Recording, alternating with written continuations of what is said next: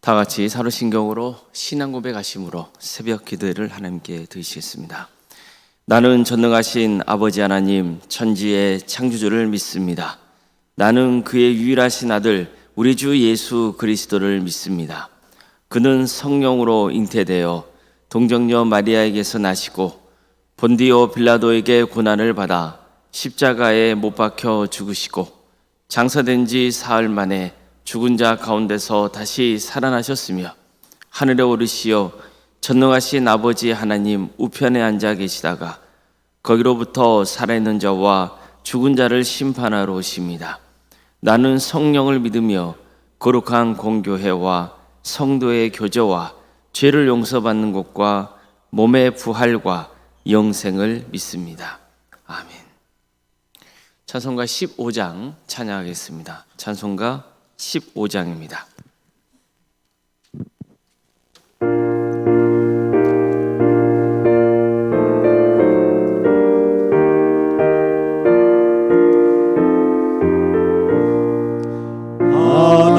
하나님의 크신 사랑 하늘에서 내리사 우리 맘에 항상 계셔 온전하게 하소서.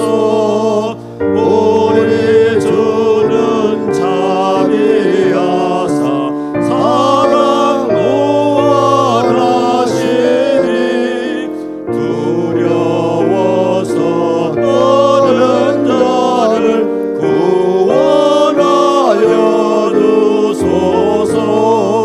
걱정 근심 많은 자를 성령 감화하시며 복과 은혜 사랑마다 평안하게 하소서. 정과 끝이 되신 주님 항상 인도하셔서 마귀 유혹 받는 것을 속히 끊게 하소서. 전능하신 아버지여 주의 능력 주시고 우리 맘에 임하셔서 떠나가지 마소서. 주께 영광 항상 돌려 천사처럼 섬기며 주의 사랑 영영토록 찬송하게 하소서. 우리들이 거듭나서 의리 얻게 하시고 주의 크신 구원받아 온전하게 하소서.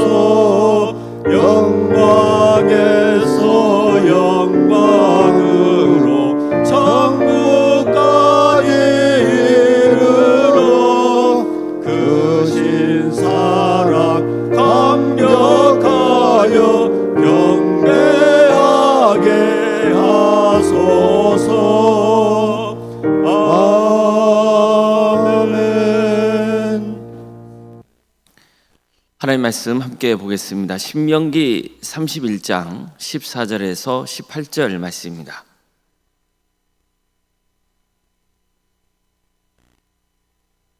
신명기 31장 14절에서 18절 말씀입니다.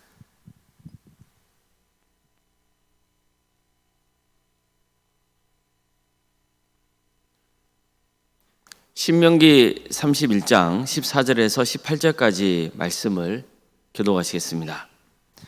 여호와께서 모세에게 이르시되 내가 죽을 기한이 가까웠으니 여호수아를 불러서 함께 회막으로 나아오라. 내가 그에게 명령을 내리리라. 모세와 여호수아가 나아가서 회막에 서니 여호와께서 구름기둥 가운데서 장막에 나타나시고 구름기둥은 장막 문 위에 머물러 있더라. 또 여호와께서 모세에게 이르시되 너는 내 조상과 함께 누우려니와 이 백성은 그 땅으로 들어가 음란히 그 땅의 이방 신들을 따르며 일어날 것이요 나를 버리고 내가 그들과 맺은 언약을 어길 것이라.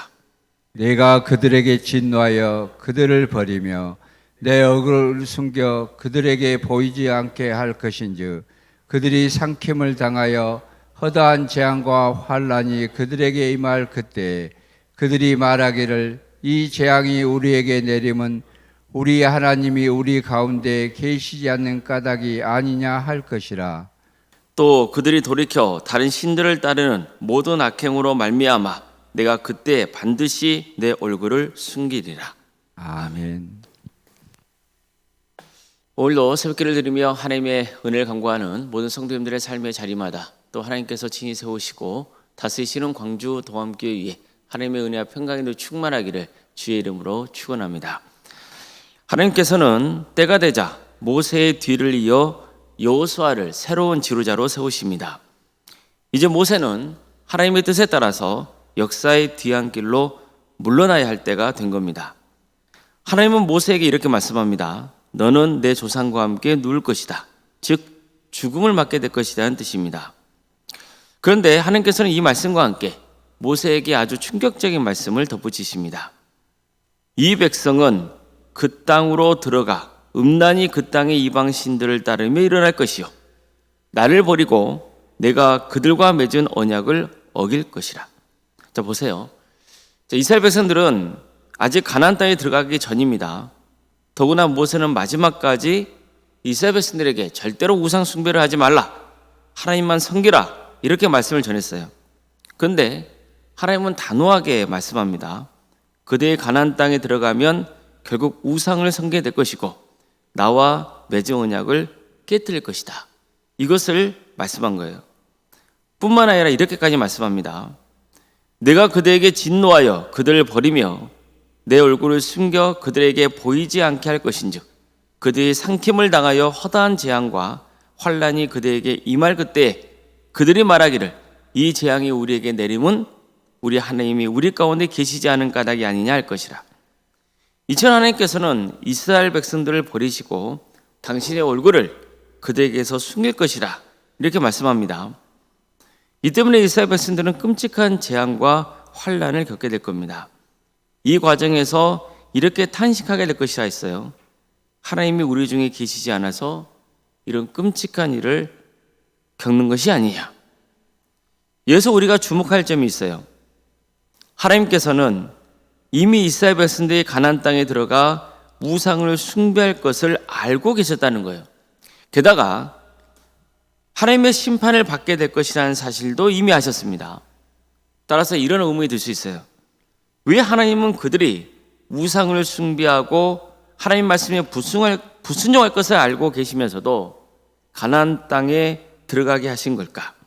왜 하나님은 어차피 불순종할 것을 아시면서도 굳이 말씀을 주시고 순종하라고 명하셨던 걸까? 하나님은 이스라엘 백성들이 우상 숭배를 하지 못하게 하는 그런 능력이 없는 걸까? 이런 질문들을 제기할 수 있을 겁니다.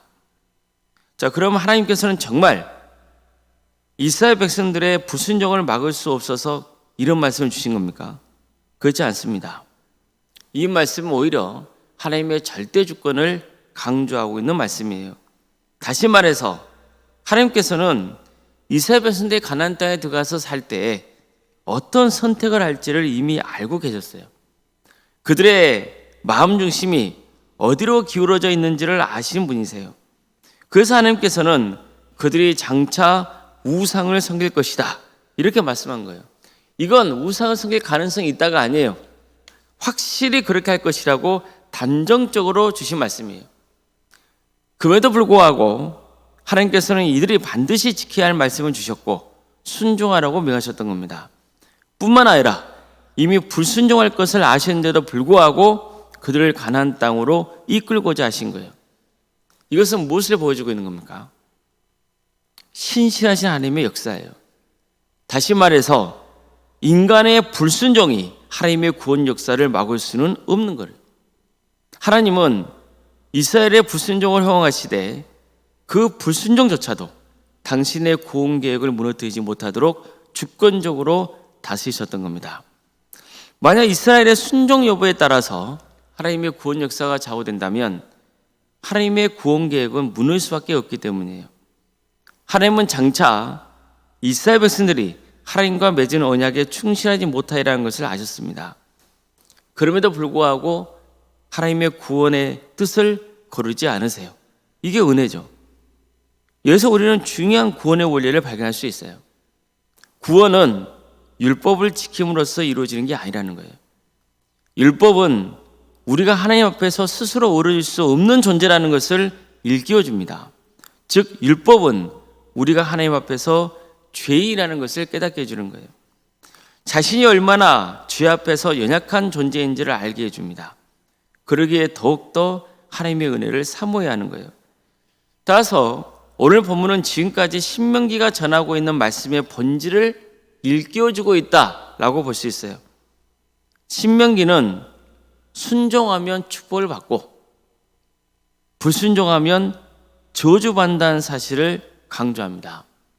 이것은 반드시 우리도 되새겨야 하는 말씀이에요. 그러나 자칫 이 말씀은 인간이 하나님의 뜻에 100% 순종할 수 있는 존재라는 오해를 불러일으킬 수도 있습니다. 그렇지 않습니다. 인간이 하나님의 형상으로 지음받은 존재로서 하나님의 계명에 불순종하여 타락하기 전에는 100% 하나님의 뜻에 순종할 수 있는 존재였습니다. 그러나 하나님의 계명에 불순종하여서 타락한 다음부터 인간은 하나님의 뜻에 100% 순종할 수 없는 존재가 되고 만 겁니다. 따라서 만약 율법에 순종하는 것이 구원의 조건이라 한다면 어느 누구도 구원받지 못하게 되는 거예요. 그래서 하나님은 우리와 새로운 언약을 맺으셨던 거죠. 하나님의 은혜로 구원받는 언약입니다. 사람은 늘 하나님과 맺은 언약을 깨트리려 하고 실제로 깨트리지만 자비롭고 은혜롭고 노하기를 더디하시는 하나님은 우리를 포기하지 않으십니다. 그렇기 때문에 비록 인간은 계속해서 죄를 지은다 하더라도 하나님의 구원 계획은 계속해서 이어지고 있는 거예요. 이게 은혜입니다. 성도 여러분, 이스라엘 백성들만 하나님의 뜻을 거부합니까? 불순종합니까? 지금 우리는 어떻습니까? 우리는 이스라엘 백성들과 다릅니까? 우리도 연약하지 않습니까? 우리도 100% 하나님 말씀에 순종하지 못하는 존재가 아닙니까? 나는 이스라엘 백성들과는 다르다, 그런 생각을 가지면 안 됩니다. 나는 괜찮다, 저들처럼 넘어지지 않는다, 이처럼 쉽게 장담해서도 안 됩니다.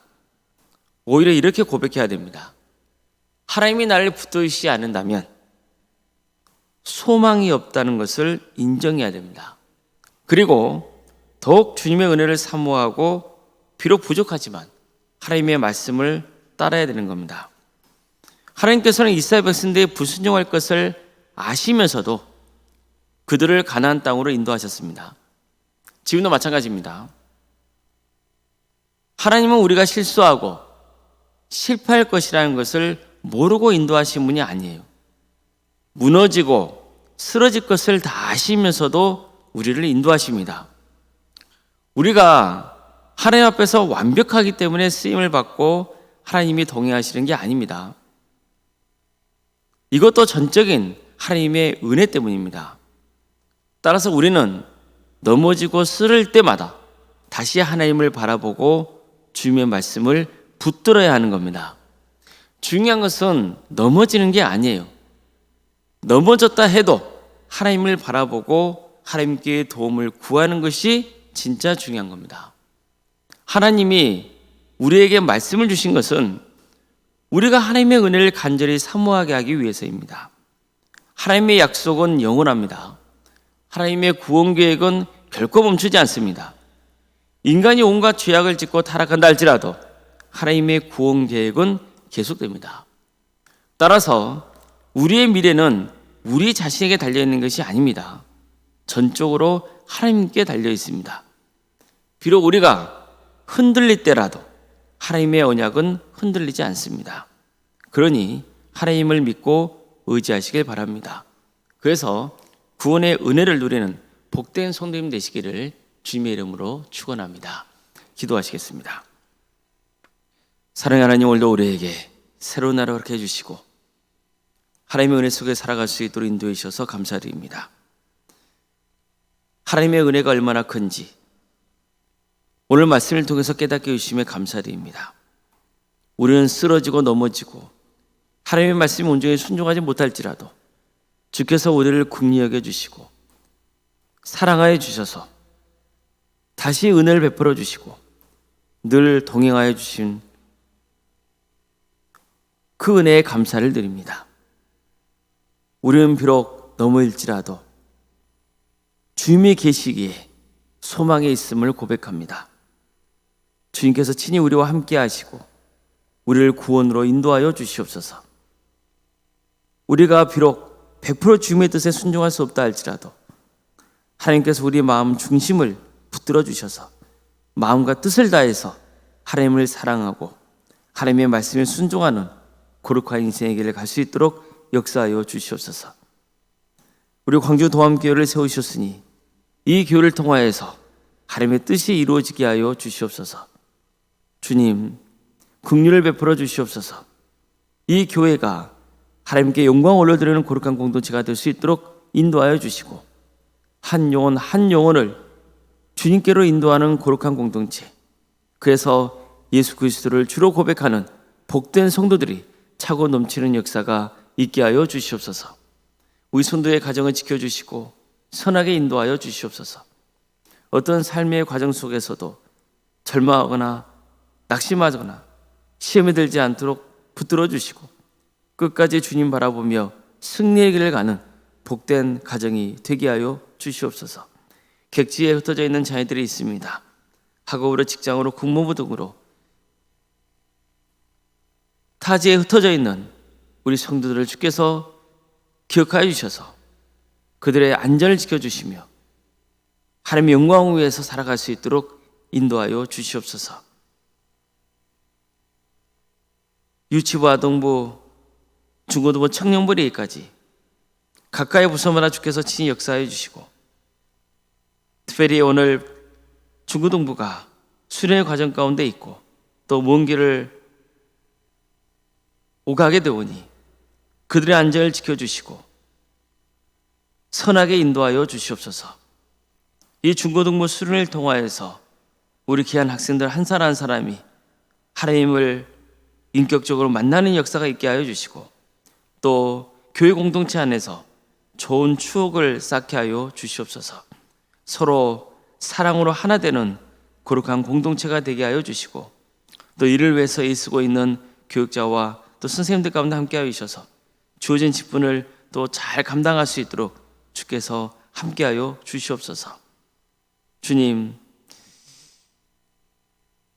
이 나라 민족을 불쌍히 하여 주시고 하나님의 정의와 공의가 바로 세워지게 하여 주시며 특별히 북한 땅을 기억하여 주셔서 하나님의 때에 평화는 통일이 이루어져 많은 영혼들이 주님께로 돌아오는 역사가 있게 하여 주시옵소서.